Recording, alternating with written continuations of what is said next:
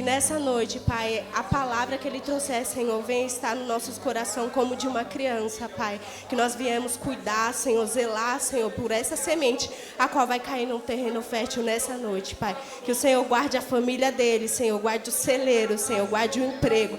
Guarde, Senhor, debaixo das suas asas, que nenhuma seta do inimigo venha sobre a tenda dele. Em nome do Senhor Jesus, é dessa maneira que nós oramos e agradecemos. Amém e amém.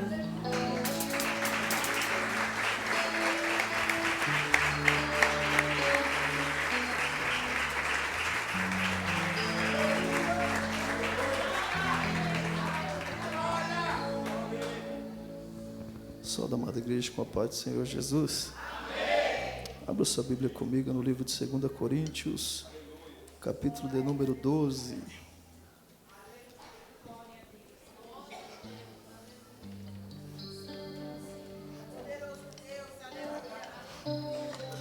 Segunda Coríntios, capítulo de número 12.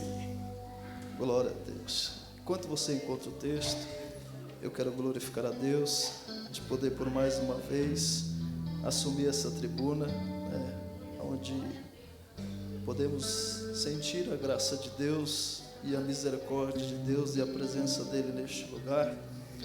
Quantos já sentiram a presença de Deus? Diga glória. Aleluia. Glória a Deus. Quero glorificar a Deus pela vida dos nossos pastores. Obrigado pela misericórdia, Senhor, ter sido bondoso conosco, Que Deus continue abençoando vocês com sabedoria, com direcionamento.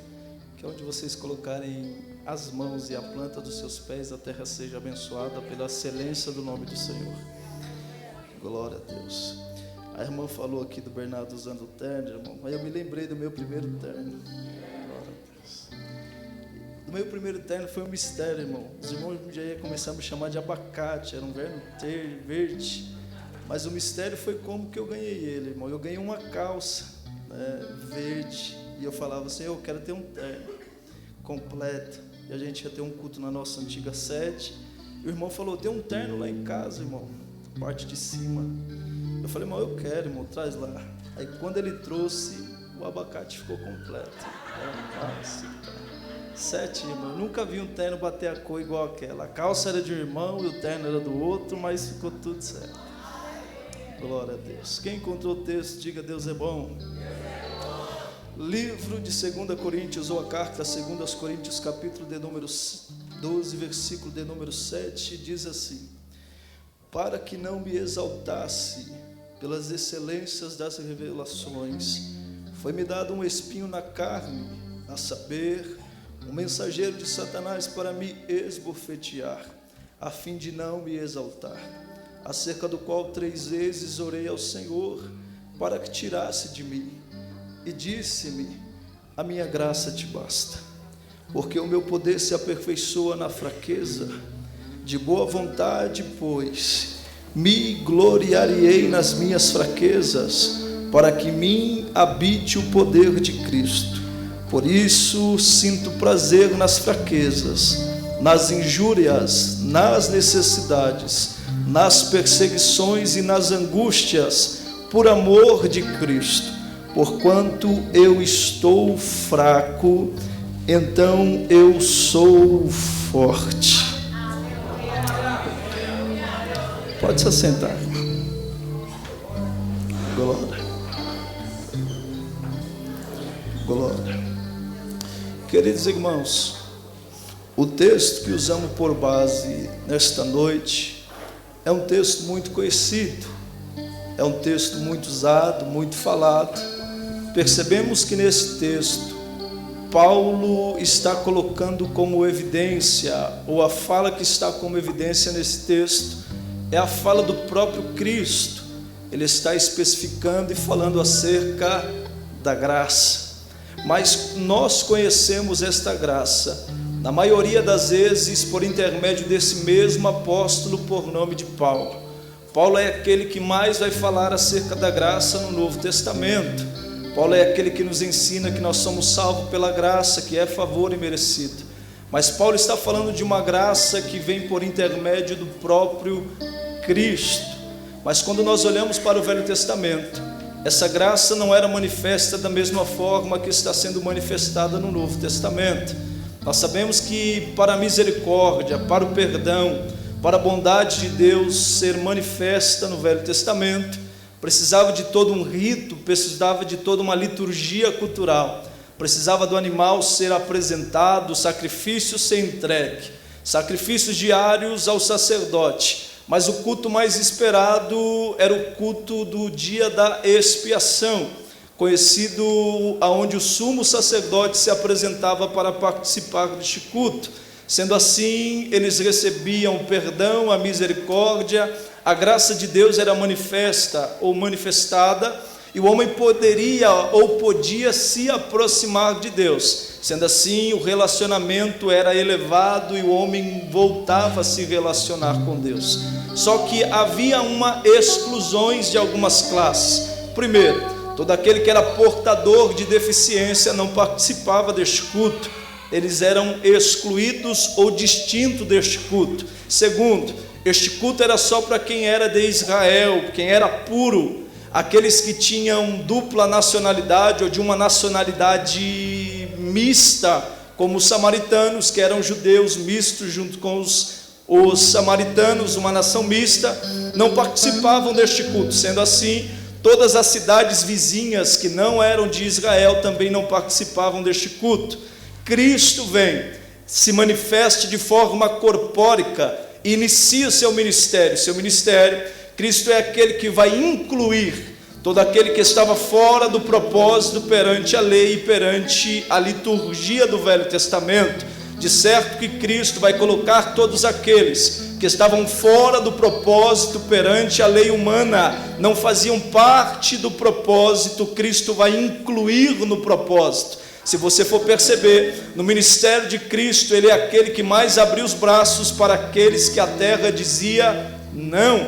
Se olharmos, o próprio Cristo pregou dizendo: todos aqueles, todos sem exceção, que estiverem cansados e oprimidos, vinde a mim e eu vos aliviarei. É Cristo que vai incluir aqueles que estavam fora do propósito. Se você for ver sobre o louvor, que foi o primeiro louvor louvado aqui, havia uma mulher pega na ato do adultério. Segundo a lei dizia que ela deveria morrer. E o que estão levando para Cristo é a lei versus a graça. Porque alguém olha para ele e diz: segundo a lei de Moisés, ela merece a morte. Aí Jesus olha para eles e diz: hoje eu não vou apresentar a lei, hoje eu vou manifestar a graça. A graça, que é aquilo que nós não merecemos, mas Cristo nos deu por bondade, por direcionamento do Pai. No capítulo, na história desta mulher, há uma multidão dizendo: ela merece ser morta. Só que do outro lado tem apenas o homem dizendo: eu não sou um Deus de morte, mas sou um Deus de oportunidade.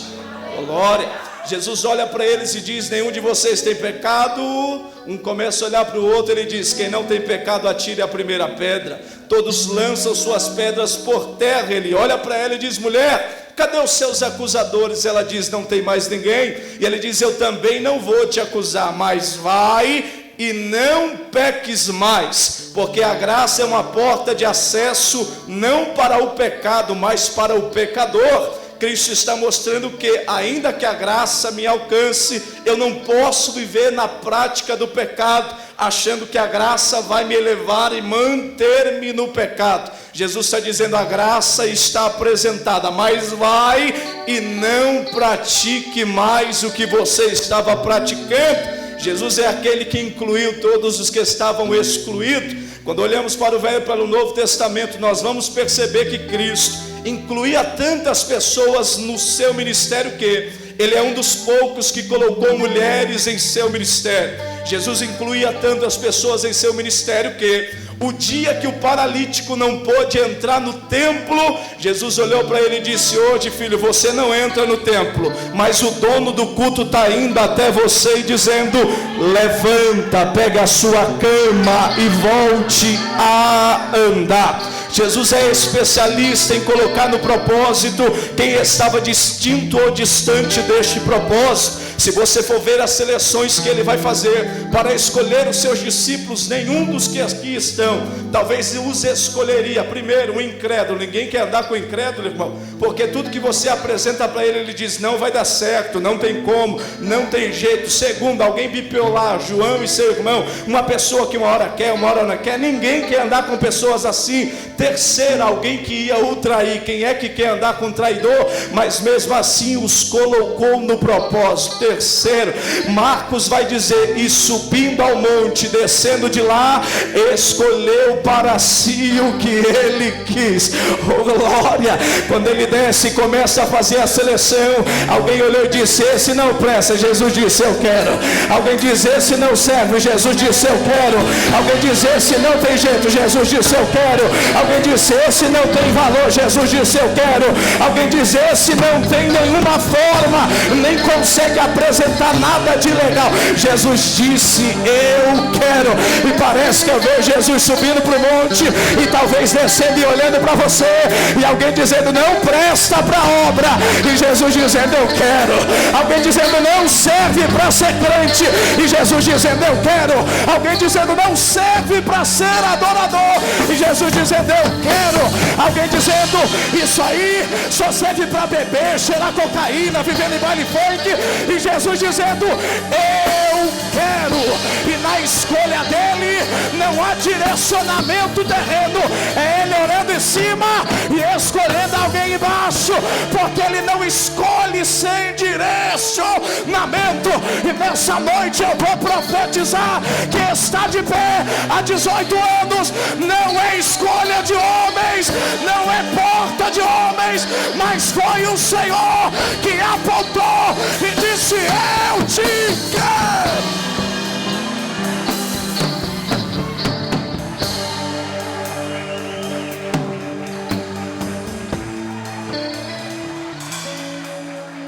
Ajude a pregar, irmão. Fala para esse irmão: quem te escolheu foi Deus. Ah, irmão, seja profeta. Fala: quem te escolheu foi Deus. Sabe por quê? Porque uma das primeiras perguntas que a gente recebe é: como que alguém que viveu a vida no pecado do nada se converte e se torna santo? Viveu a vida na bebedice, na pornografia, no adultério, na prostituição, e do nada se converte e se torna santo. É porque Deus o escolheu. E a escolha de Deus é soberana, irmão. Não tem isso: eu não gosto de quem Deus escolhe. Conversa com ele. Ah, mas esse irmão não deveria estar aqui. Conversa com ele, porque a escolha é soberana. Ele não escolhe quem a gente quer, ele não levanta quem a gente quer, ele levanta quem quer, ele escolhe quem quer, ele coloca no centro da vontade dele quem quer. Talvez a gente olhe para pessoas lá fora e diga: esse nunca vai servir. Aí Jesus está olhando dizendo: eu quero, eu quero. Jesus inclui tantas pessoas no propósito, que você, vendo a chamada que ele vai fazer para alguns do ministério que com ele servia, um deles se chama Mateus. Como é que é o nome? Mateus ele chama num chamado simples: segue-me. Mateus larga tudo e começa a o seguir. Mateus prepara um banquete, Jesus entra na casa dele, e alguém olha e diz: como? Sendo mestre, se assenta e entra na casa de pecadores. E ele diz: eu não vim para os sãos, mas eu vim para os pecadores, para os levar ao arrependimento. Jesus então é aquele que inclui todos os que estavam excluídos. Este Cristo, para manifestar aquilo que foi entregue em sua mão, ele vai à cruz do Calvário.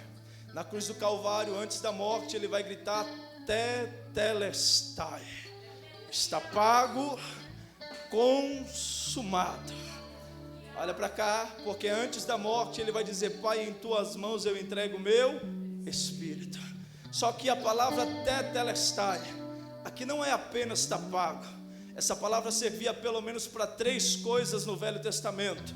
A primeira, ela servia para quando o pai chamasse o filho e desse uma missão ao filho, e dissesse: filho, vai e cumpra a missão que eu estou te dando. O filho, depois de cumprir a missão, ele retornava para o pai e dizia: tetelestai, está cumprida a missão. Segundo, Essa palavra tetelestai também servia para pagamentos de imóveis que eram parcelados. Quando o pagamento tinha sido completo, um carimbo era preenchido e batido com a palavra tetelestai. Terceiro, servia para todos aqueles que tinham dívidas. Quando a dívida terminasse de ser paga, um carimbo era dado na nota, no preenchimento, no canhoto, dizendo: tetelestai, não deve mais nada para ninguém. Olha para cá, porque na cruz do Calvário Jesus vai gritar tetelestai. Primeiro, Pai, eu cumpri a missão que o Senhor me deu. Segundo, Pai, a casa está sendo preparada, e não é uma casa passageira, é uma casa eterna. Terceiro, tetelestai, eles não devem mais nada, porque eu estou pagando e eu não vou deixar ninguém devendo nada.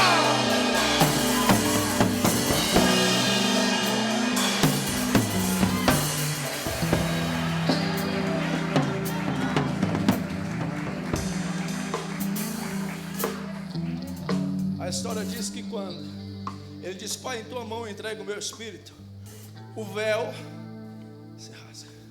O véu, segundo Sara Cavalcante, da faculdade FADETEC do Rio de Janeiro, ela vai dizer que não é apenas um véu que se rasga. Ela vai dizer que todos os véus que tiravam o homem de acessar a Deus são rasgados. Olha para cá, porque primeiro, ela vai dizer que havia 3 véus. Quantos véus? Ela vai dizer que havia um véu na porta do pátio, ou na entrada do pátio. O segundo ficava no lugar santo, e o terceiro ficava no santo do santo. Para cada um véu existe um nome, segundo o hebraico. O primeiro nome se chama Derer, que significa caminho. O segundo significa Emilde, que significa verdade. O terceiro significa Rair, que significa vida. Na cruz do Calvário, Jesus não só pagou o preço, mas ele devolveu o caminho, mostrando a verdade e dando uma nova oportunidade de vida. Pastor, não entendi. Primeiro, para todos que estavam perdidos em seus pecados e seus enganos, Jesus está dizendo: hoje eu devolvo o caminho sou eu. Segundo, para todos que vivem mentira, achando que o pecado vai levar a alguma coisa, Jesus estava dizendo: eu tenho a verdade que sara a sua alma, direciona a sua vida e te leva para o céu. Terceiro, ele estava dizendo: eu também tenho vida, e é vida em abundância. Jesus está dizendo: agora o coxo não está mais perdido, o caminho está livre, vem. O pecador, o fariseu, o samaritano não está mais perdido, o caminho está pronto, a ponte está concretizada. Vem. Para o caído, para o excluído, não existe mais exclusão. Por quê? Porque eu paguei o preço, eu mostrei o caminho, eu direcionei na verdade, e eu vou dar vida.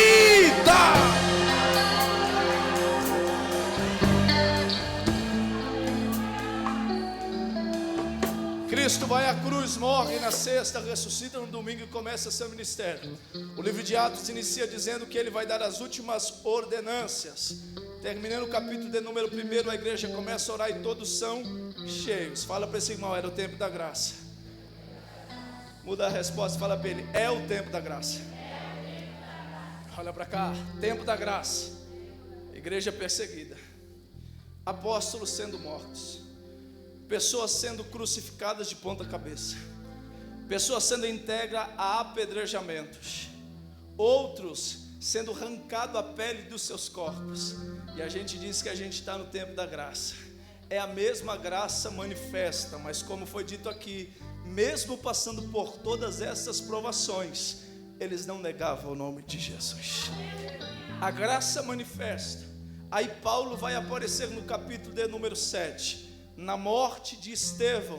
No capítulo 9, a graça se encontra com ele e diz: Saulo, Saulo, ou se preferir, Paulo vai dizer depois que Jesus falou com ele em hebraico. Se foi em hebraico, não foi Saulo, foi Saul, Saul, por que você me persegue? Ele cai por terra, e quando ele cai por terra, ele vai perguntar: quem fala comigo? Cristo se apresenta, ele se apresenta para o ministério. Paulo se apresenta, ele vai entrar numa rua, vai ficar 3 dias, depois vai voltar a ter a visão, vai ser cheio do Espírito e vai começar o ministério. Seu ministério começa muito bem, a primeira pregação foi muito boa, só que as pessoas começaram a olhar para ele e dizer: mas não é esse o perseguidor, o maltratador, aquele que queria nos matar? Alguém diz: já que ele plantou a morte, agora é hora dele colher a morte. Eles armam o laço e dizem: agora Paulo vai morrer, porque fechamos a porta da cidade, e se a porta está fechada, não tem como ter saída. Deus vai dar uma revelação e dizer: Paulo, se for necessário, eu abro porta no muro, mas ninguém vai tocar em você. Ele vai sair pelo muro. Depois que ele sai, ele fica guardado, escondido 14 anos. Quantos anos? 14 anos sem pregar, 14 anos sem louvar, 14 anos sem ensinar a ninguém. Só que o convite bate na porta dele e diz: Paulo, nós precisamos de alguém para a obra. Se Paulo fosse egoísta, irmão, a primeira coisa que Paulo ia falar é: quando eu quis, não me quiseram. Quando eu estava à disposição, não me chamaram. Agora que o negócio está apertando e não tem ninguém para ir, eles lembram que eu estou vivo. Mas Paulo entende que toda obra que nós fazemos, não fazemos para homens, mas fazemos para que a excelência de Deus seja manifestada. Paulo está ensinando: se precisar pregar em qualquer tempo, eu prego. Se precisar cantar em qualquer hora, eu canto. Porque eu não faço por homens, mas faço pelo nome do Senhor. Porque talvez a oportunidade não vai bater na porta quando a gente quer, mas vai chegar na hora que o céu precisar. Porque tem muita gente largando obra e dizendo: não me deram oportunidade, eu sempre estou lá, eu sempre estou fazendo alguma coisa. Entenda uma coisa: quem direciona chamado não é a terra, quem direciona chamado é a mão do El Shaddai.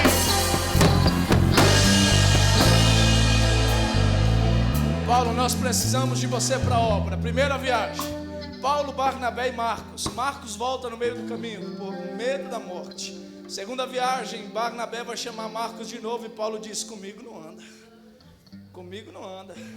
Não ando com desistente, não ando com quem coloca a mão no arado e volta para trás. Porque Paulo faz seleção, irmão. Porque Paulo não anda com todo mundo. Não, pastor, mas tem que andar. Não, Paulo seleciona, porque o ministério é diferente, irmão. O ministério: eu preciso de você, você precisa de mim, eu oro por você, eu oro por você, ora por mim. Se você imagina se Marcos tivesse sido preso com Paulo ao invés de Silas, irmão, Paulo ia orar sozinho, ia louvar sozinho, e Marcos só ia ficar chorando, dizendo: eu queria estar em Jerusalém. Só que na segunda viagem, Paulo disse: comigo ele não anda. Barnabé disse: se ele não vai, eu também não vou. Paulo diz: então tá bom, se não soma, não é bom andar junto. Aí ele chama Silas e Timóteo. Os dois começam a andar com Paulo. Na primeira prisão de Paulo, Silas está junto.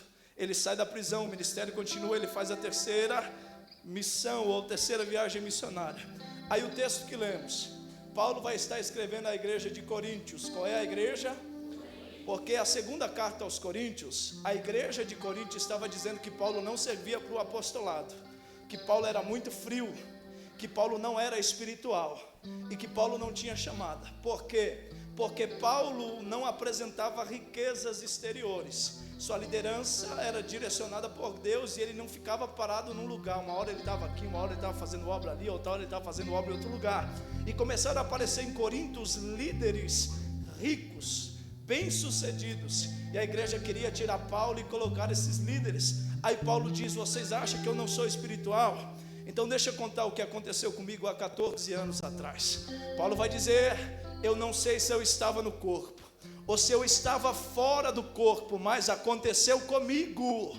Paulo está dizendo que eu vou contar para vocês não é história de carochinha, eu não estou contando o milagre de outras pessoas. Primeiro, Paulo está dando-nos um ensinamento. Pastor, qual? O ensinamento que nós devemos ter vida com Deus ao tanto que, quando for necessário, a gente tenha testemunho para contar e dizer: eu passei, mas eu venci. Porque em 18 anos, irmão, se você não tiver uma história para contar com Deus, está na hora de levantar a mão de novo e aceitar Jesus de novo, nascer de novo. Ser batizado não pode ser de novo, porque só há um batismo, mas está na hora de viver de novo para com Deus. Paulo está dizendo: eu vou contar experiência. Me ajude a pregar, fala para esse irmão: vive de história não, vive de experiência. Paulo está dizendo: eu tenho história e experiência com Deus. O irmão, melhor do que ter experiência com o homem na terra é ter experiência com aquele que rege toda a terra e está no poder sobre toda a terra. Paulo está dizendo: vocês acham que eu não sou espiritual? Mas eu vou contar o que eu vivi há 14 anos atrás, porque Paulo está dizendo há 14, não é posterior, é anterior. Aqui no capítulo de número 12 de Coríntios, Paulo, pegando do tempo da carta de 2 Coríntios, que é escrita entre o ano 52 ao ano 57, a gente diminui 14 anos e vai ver que Paulo vai escrever essa carta entre o capítulo 13 de Atos ao capítulo de número 18. Paulo está escrevendo e dizendo: eu vivi e passei para contar. Aí Paulo vai dizer: eu fui levado ao terceiro céu. E o que tem de gente que quer ir no primeiro céu? Pastor, qual é o primeiro céu? O da Latam, da Voo, das aeronaves. Tem gente que o olho brilha dizendo: como eu queria entrar no avião. Segundo céu, o céu das constelações. Os cientistas estão querendo desvendá-lo de ponta a ponta. Aí Paulo está dizendo: eu passei o primeiro, passei o segundo e eu cheguei no terceiro. Paulo, mas no terceiro dá para comprar passaporte no aeroporto? Não dá. O terceiro dá para estudar em uma faculdade de ciência? Não dá. Paulo, quem é que entra nesse terceiro? Quem é comprado, quem é lavado, quem é remido, quem nasceu de novo e deixou uma velha criatura para trás. Quem é que entra no terceiro céu? Aquilo que Jesus disse para Nicodemos: é necessário nascer de novo da água e do Espírito.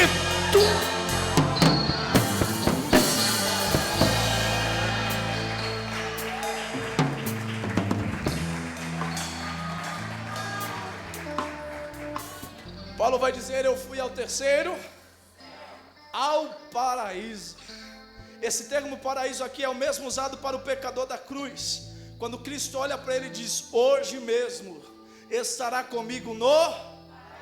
Olha para o texto diz que Paulo vai dizer: eu ouvi e vi palavras e coisas inefáveis, a qual o homem não é lícito falar. Irmão, eu fui pesquisar essa palavra inefável para entender o que Paulo viu. A palavra inefável, ela tem algumas direções. A primeira, algo indescritível, que a mente do homem não tem poder de imaginar para falar. Segundo, algo sublime, que está acima dos pensamentos humanos e de toda a mensagem humana que o homem pode pronunciar. Algo indescritível, que o homem nunca viu, que o homem nunca teve poder de contar, que o homem nunca teve poder de testemunhar. Só que olha para o texto, ele está dizendo: eu vi coisas Só que aqui, irmão, a gente está falando de alguém que é poliglota, fala pelo menos 3 idiomas: aramaico, hebraico e grego. Paulo está dizendo: eu desci. Quando eu desci, eu comecei a procurar no grego algumas palavras que condissessem com aquilo que eu vi lá em cima, mas não tem nada comparado com o que eu vi lá em cima. Segundo, eu fui para o hebraico. No hebraico eu não encontrei nada. Aí eu fui para o aramaico. No aramaico também não tinha nada. preparada. O que você viu, Paulo? O que está preparado lá? Aquilo que o seu olho não viu, seu ouvido não ouviu e ainda não subiu ao seu coração, é o que Paulo viu nas mansões celestiais.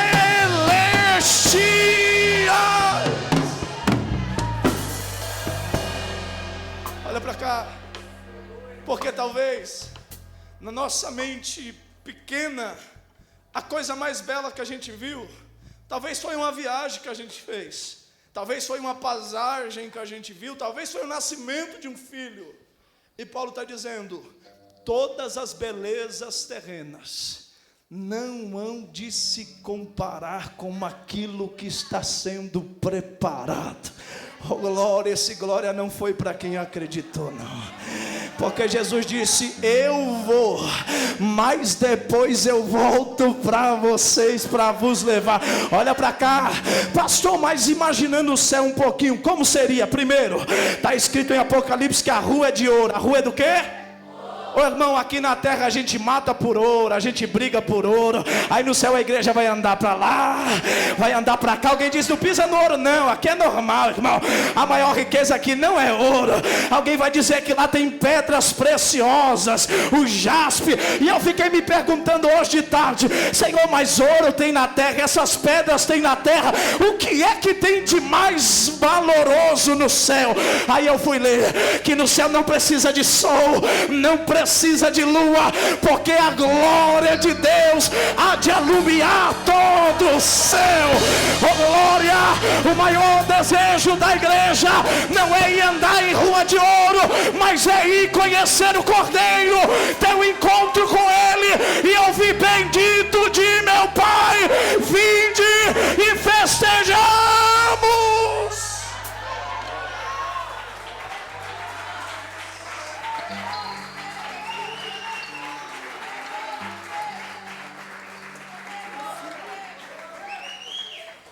Fala para esse irmão, o mais valioso não é as coisas que tem lá, é quem vai estar lá.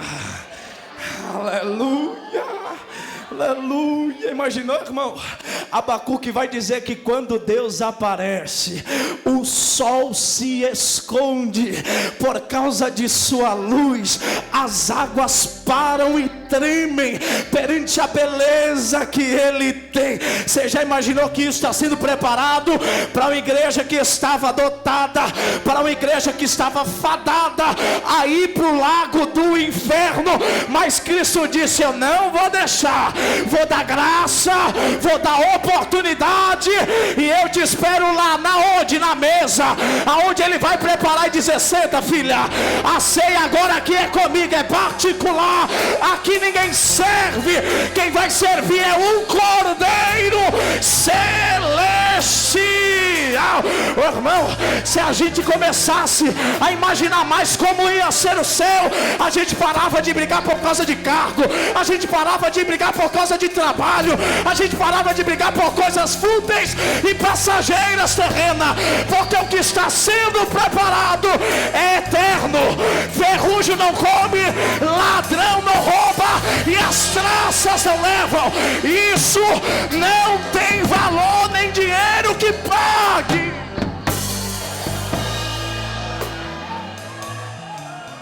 Me ajude a pregar. Fala para esse irmão, a gente vai sair daqui hoje amando mais o céu, esquecendo um pouco mais das coisas da terra.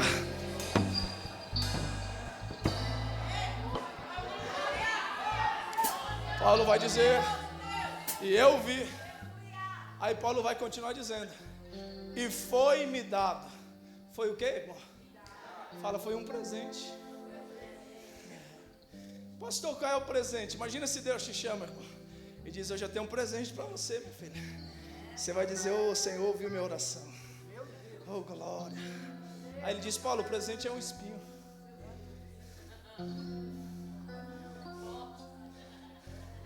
Ou no grego, escalopes, algo que machuca, algo que fere, algo que eu não quero ter perto de mim. Aí ele está dizendo, e foi-me dado. Eu não pedi, eu não fiz por onde receber, mas eu ganhei. Aí ele vai dizer assim, ó, para que eu não me exalte.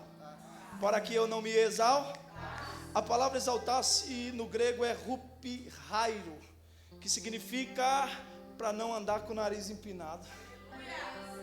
A palavra em si no grego está dita que é assim, ó, para que eu não comece a olhar para os meus irmãos de cima para baixo. Ô Paulo, mas você viu o terceiro céu, mas eu não posso discriminar nem excluir ninguém por causa disso. Foi-me dado um espinho na carne, para quê? Para que eu não me ache melhor do que o novo convertido que ainda não viu o terceiro céu. E olha para cá, irmão, porque Paulo tem tanta experiência com Deus, mas Deus conhece Paulo, porque nem sempre Deus vai dar espinho por causa de excelência daquilo que se vê. João viu, Ezequiel teve visões, Isaías teve visões, e nenhum deles recebeu esse espinho que Paulo está dizendo. Mas como Deus conhece Paulo, Deus já coloca um espinho antes do que dele empinar o nariz. Olha quanto tempo ele demora para contar, irmão, 14 anos depois, porque ele entende que as excelências que viu não foi mérito, foi misericórdia e graça. Paulo está dizendo, foi-me dado um espinho na carne, para que eu não empinasse o meu nariz e me exaltasse, me ensoberbecesse e me achasse melhor do que aquele que ceia comigo na mesa. E tem gente que está pedindo para Deus tirar a prova, né? E Deus está dizendo, eu não vou tirar a prova, porque essa prova que está fazendo você abaixar um pouco mais essa crina. Glória, vai apertar, mas eu vou pregar o que está no texto, irmão, porque tem gente que não pode fazer nada na igreja, que parece que não conhece o membro que está do lado, quer passar por cima, não quer dar paz, não quer abraçar. Pastor, mas você prega pela graça, irmão. Pastor, mas eu canta pela graça. Pastor, mas eu tenho cargo pela graça. Se a graça sair, você é apenas um mero pecador e miserável.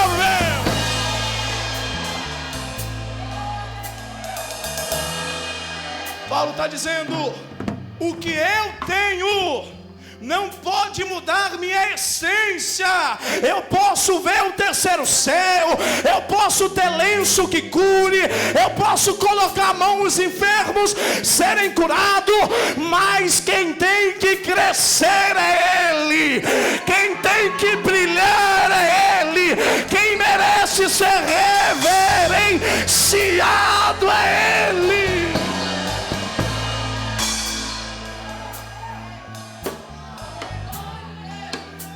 Vai dizer, foi-me dado um espinho, e ele vai dizer, eu orei. O que é que ele fez, irmão? Só que antes, ele vai dizer que ele era esbofé. A palavra esbofeteado no grego vem de colapizídio, ou colapidísio, que significa sofrer apunhaladas ou golpes até o final. Pela descrição no grego, Paulo levou esse espinho até a sua sepultura, e esse espinho não foi tirado. Mas Paulo diz, eu orei. O que ele fez? Quantas vezes? Porque talvez na primeira, na hora que ele orou, ele achou falta de oração, vou orar mais. Na segunda, ele diz, já orei 2, mas eu vou continuar orando. Ele ora a terceira, irmão, porque o espinho machuca, o espinho o constrange, o espinho traz dor, e ele está dizendo, eu não aguento mais. Se continuar assim, eu não quero saber mais de obra. Se continuar assim, eu não sei o que vai ser daqui para frente. E ele quer ouvir que Deus responda sobre espinho, porque quando a gente ora naquilo que dói, a gente quer que a gente receba a resposta do que estamos pedindo. Deus, eu não aguento mais. Deus, eu preciso que o Senhor fale alguma coisa. Mas quando Deus vai falar, Deus não vai falar sobre espinho. Ele vai se apresentar e dizer, Paulo, a minha graça te basta.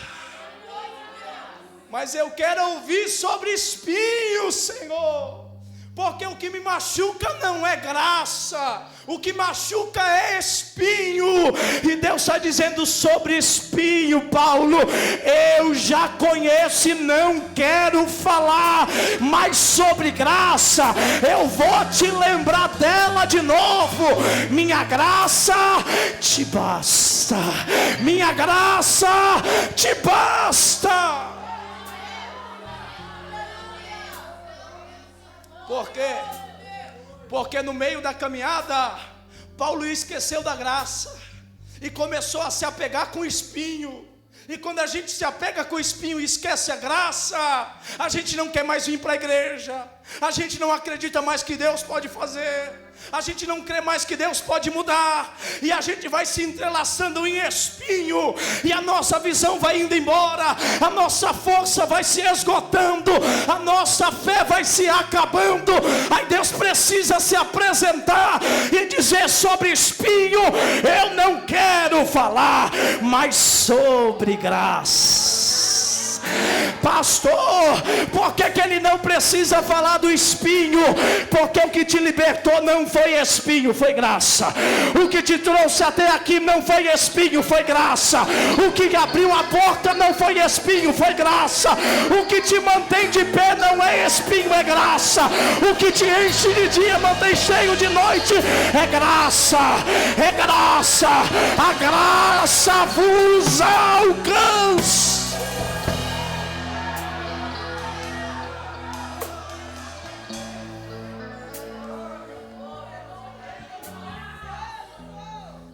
Minha graça te basta.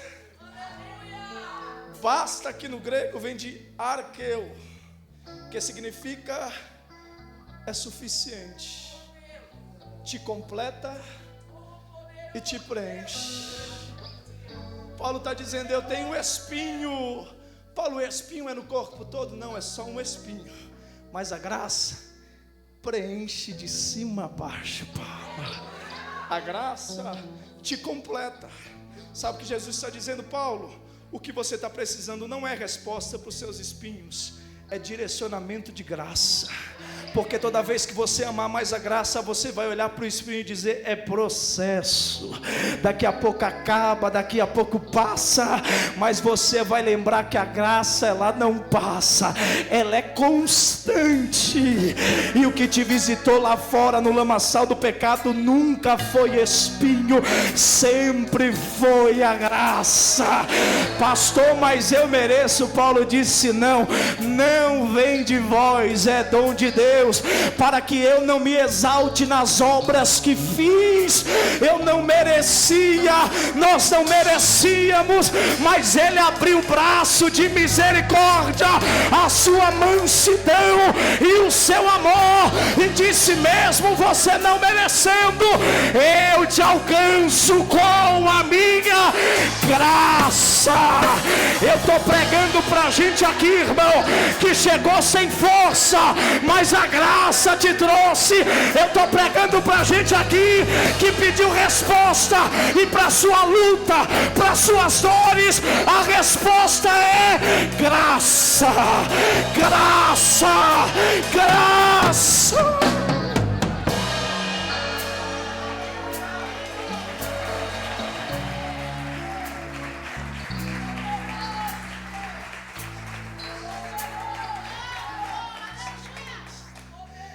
Minha graça te basta, porque o meu poder se aperfeiçoa na sua.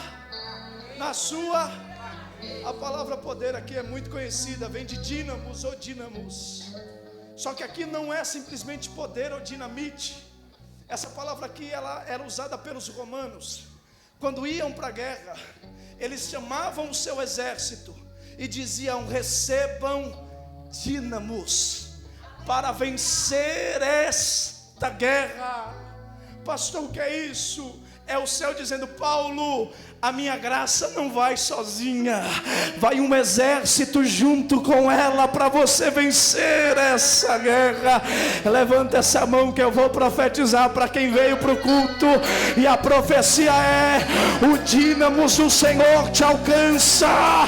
E não vai só graça, não vai só força, vai um exército fortemente armado e pelejando ao seu respeito.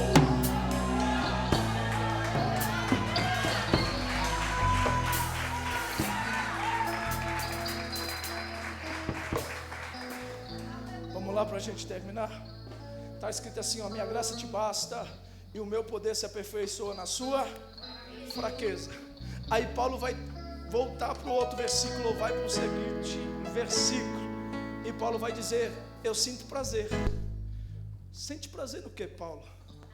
Na angústia, nas fraquezas, nas perseguições, por amor de Cristo. Porque quando eu estou fraco, eu sou. Fala para esse irmão: estar é um momento passageiro, ser é alguém que é constante. Você não entendeu? Paulo está dizendo: a minha fraqueza só dura um momento, porque quando a fraqueza começa a passar ou começa a se apresentar, a graça e o poder também se manifesta. E aquilo que era fraco parecia que ia parar, parecia que ia largar, daqui a pouco está de pé, batendo na cabeça e dizendo: conta comigo, se precisar eu estou disposto à obra. Pastor, o que é isso? É quando você está na sua fraqueza, dizendo: eu não aguento mais, eu não vou mais, eu não faço mais. Aí o poder de Deus entra. Você chega no culto como esse dizendo: se precisar cantar eu canto, se precisar ficar na porta eu fico, se precisar entregar folheto eu entrego, se precisar dizimar eu vou dizimar, se precisar fazer volta eu faço, porque o poder se aperfeiçoa. Você se torna mais crente do que nunca.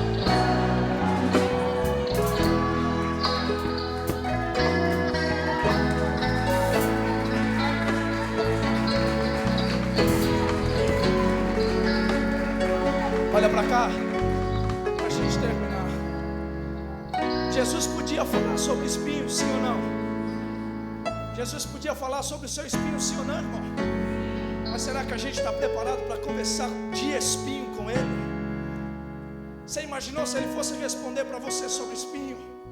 Talvez Ele pegaria na sua mão, te levaria no julgamento que Ele teve na sexta-feira injusto, ou da quinta para sexta, que alguém cuspiu na face dele e o esbofeteou e perguntou: se és Deus, revela quem está te batendo, revela quem está cuspindo em você. E talvez você vai dizer: eu tenho espinho. E talvez Ele pegaria na sua mão e te levaria lá no meio dos arames, no meio do palácio, no meio dos holofotes, onde as plateias ficavam aplaudindo, enquanto ele era chicoteado. Na ponta couro, pedaço de prata que arrancava a carne, e mesmo assim ele fica calado. Talvez você vai dizer: eu tenho espinho. E talvez Ele te mostraria a capa que jogaram sobre as costas dele, e mesmo assim ele continua calado. Talvez Ele te mostraria um mastro que ele carregou de caniço, e alguém entregou uma coroa para ele de espinho e colocou sobre a cabeça, e alguém disse: está solta. A gente tem que bater para ela se firmar. Alguém começou a bater por cima, e a carne do crânio começou a ser penetrada junto com os nervos, e o sangramento foi exponente, a ponto dele começar a andar a via dolorosa, e no meio do caminho as forças se acabarem, as pernas começarem a pender, e não conseguir carregar a cruz. E é colocado do lado dele o irmão Cirineu para ajudar ele a levar. E será que eu tenho espinho? Talvez ele nos mostraria a cruz do lado esquerdo, alguém dizendo: se és Deus, salve a vós e a nós. E ele calado, e alguém embaixo gritando: se és o Filho de Deus, desce daí. E ele, como ovelha muda, se continua ou se mantém calado. Mas da direita alguém gritou dizendo: lembra-te de mim quando chegar no teu paraíso. Olha para cá, alguém disse: Senhor, lembra lembra de mim quando entrar no teu reino, porque mesmo ferido, ainda era Senhor, mesmo machucado, ainda era, e sempre será Rei dos reis e Senhor dos senhores.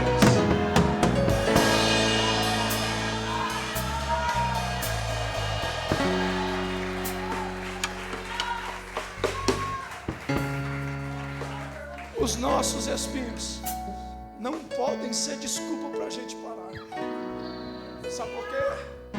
Porque Paulo vai, antes de terminar, dizer: nenhuma luta, nenhuma perseguição e tribulação há de se comparar com a glória que há de se revelar. Olha para cá, ele termina a sua chamada dizendo: eu combati um bom combate, eu acabei a carreira e guardei a fé. Ô irmão, como é que foi um bom combate? Se esse homem tinha espinho de dia, de tarde, de noite, de madrugada, foi um bom combate porque na fraqueza o poder de Deus se apoderava dele e dizia: Paulo, luta não vai te mata. Pra gente terminar, o espinho fez Paulo orar quantas vezes? E você acha que Deus vai tirar espinho que te faz orar? Você acha que Deus vai tirar espinho que te faz ser mais crente? Você acha que Deus vai tirar espinho que te faz ser santo? Você acha que Deus vai tirar espinho que te faz ir para o altar? Antes alguém que termine com espinho a carreira do que alguém sem espinho nenhum, que vá direto ao lamaçal do pecado e ao lago de enxofre, porque o céu prefere nos ferir do que nos perder. Pastor, qual é a base? Lembra de Israel? Israel, eu te levei para o deserto, te fiz caminhar 40 anos, te humilhei, só para você saber o que tinha no seu coração.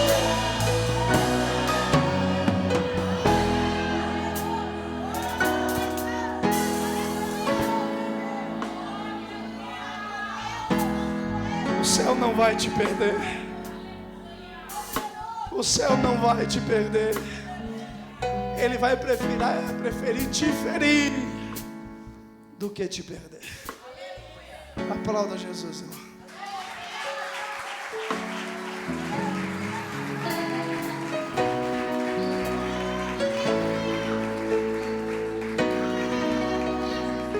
Fala para esse irmão: antes alguém ferido, cheio da graça, do que alguém inteiro sem graça nenhuma.